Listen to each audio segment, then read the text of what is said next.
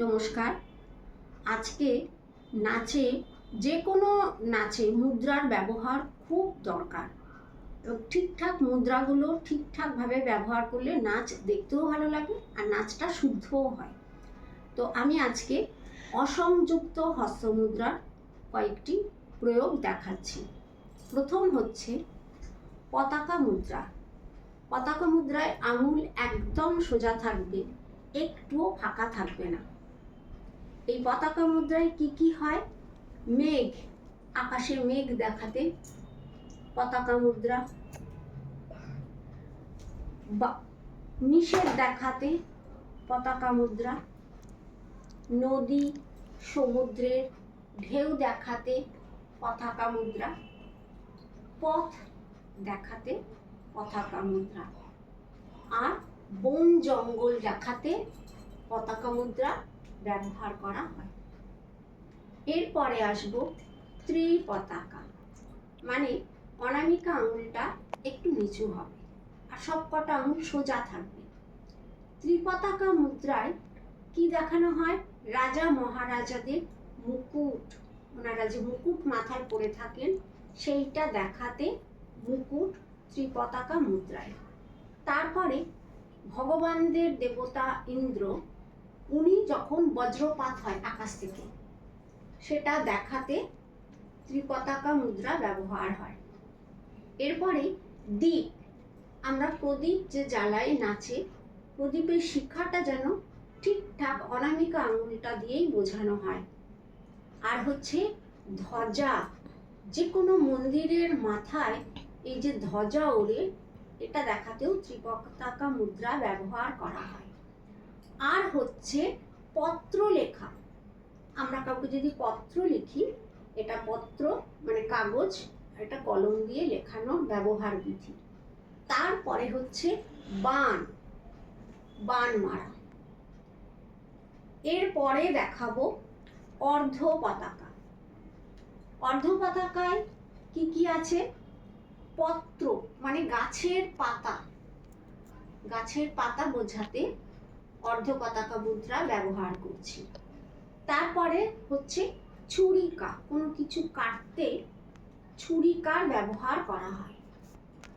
তারপরে হচ্ছে ধ্বজা, আবার আমরা যখন কোনো মন্দিরে বা অনেকের বাড়িতে যে ধ্বজা ওড়ে সেইটা।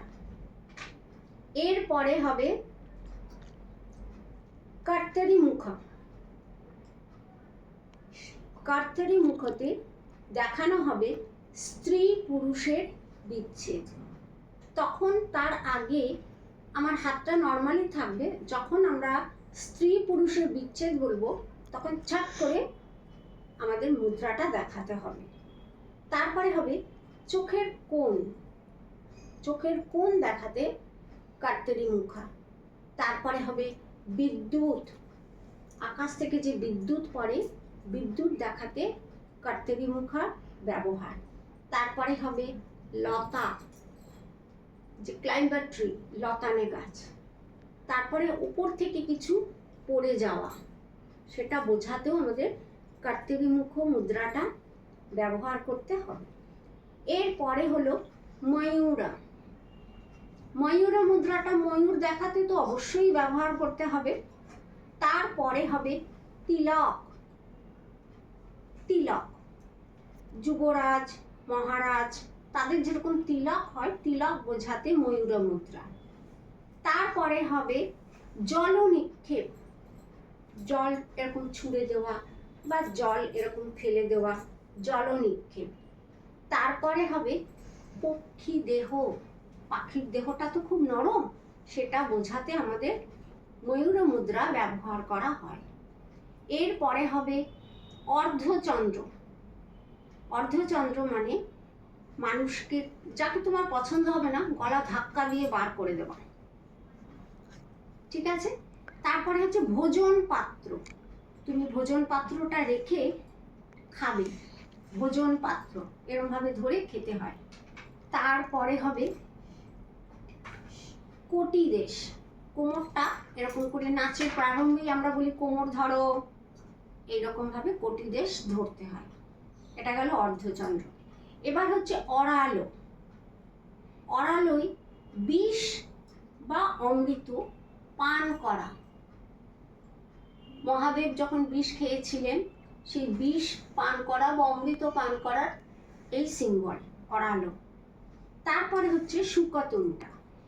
শুকতুণ্ডাতে হচ্ছে বাণ নিক্ষেপ করা। যে কোনো যুদ্ধে, রামায়ণ মহাভারতে আমরা যেরকম বলি বাণ, অর্জুনের বাণ নিক্ষেপ, এটা। তারপরে হচ্ছে কেশ গ্রহণ, তারপরে হচ্ছে গৃহের স্মরণ। আমরা বাড়িতে যাব কি কোথাও আছি, তখন মানে মাথায় আসবে, চিন্তা করব যে আমাদের বাড়িতে ফিরতে হবে। তারপরে হচ্ছে মুষ্টি, স্থির ভাব। মুষ্টি মানে স্থির ভাব। বা কেশ গ্রহণ, যখন মহাভারতে দুঃশাসন দ্রৌপদীর কেশ ধরেছিল একদম শক্ত মুষ্টি হাতে, কেশ গ্রহণ। আর হচ্ছে দৃঢ়তা, এটা হচ্ছে মুষ্টি। এবার হচ্ছে শিখারা। শিখারা হচ্ছে কামদেবের ধেনু, কামদেবের ধনু। কামদেবের ধনুটা হচ্ছে ফুল দিয়ে তৈরি, ওইটা বোঝাতে কামদেবের ধনু। তারপরে হচ্ছে ওষ্ঠরঞ্জন। এখন আমরা ঠোঁটে লিপস্টিক দিই, আগেকার দিনে ওটা পান খেয়ে ঠোঁটটা লাল করতো, এতটুকু দেখানো হবে, ওষ্ঠরঞ্জন। তারপরে হচ্ছে শিবলিঙ্গ, শিখর মুদ্রায় শিবলিঙ্গ। তারপরে হচ্ছে পুজোর সময় ঘণ্টা নিনাদে, ঘণ্টা বাজিয়ে যে পুরোহিতরা পুজো করেন শিখর মুদ্রায়, সেটা দেখাতে হয়। তারপরে হচ্ছে কপিত্থ, মা লক্ষ্মী বা